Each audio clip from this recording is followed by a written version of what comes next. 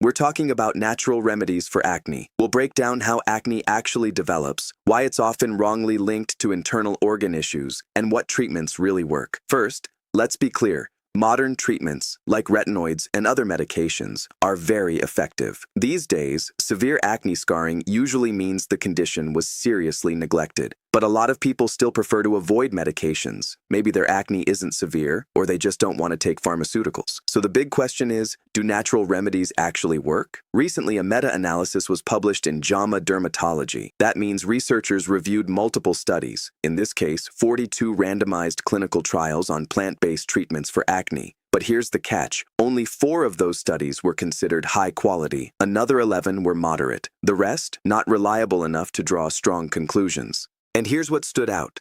Only 4 treatments showed solid evidence of effectiveness. First, vitamin D.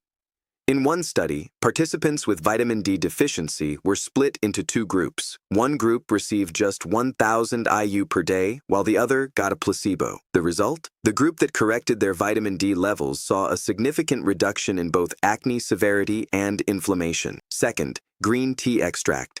The key active compound here is EGCG, epigallocatechin galatea. The dose used in the study was about 865 mg. Participants experienced fewer breakouts, especially around the nose, chin, and mouth area. Interestingly, the participants themselves didn't always feel impressed, but statistically, the results were clearly better than placebo. Third, a probiotic containing Lactobacillus plantarum. This group also showed improved skin condition, and that makes sense.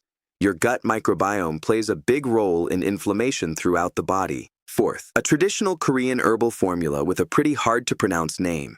It also showed benefits, but realistically, it's not very accessible for most people. Now, what didn't work as expected? Zinc, omega-3s, gamma-linolenic acid, and pantothenic acid. Despite multiple studies, none of these showed strong, consistent results. And with zinc, higher doses came with more side effects. So what's the takeaway? Out of everything studied, 3 options are actually practical and accessible: vitamin D, green tea extract, probiotics with Lactobacillus plantarum. For vitamin D, ideally you'd get your levels tested.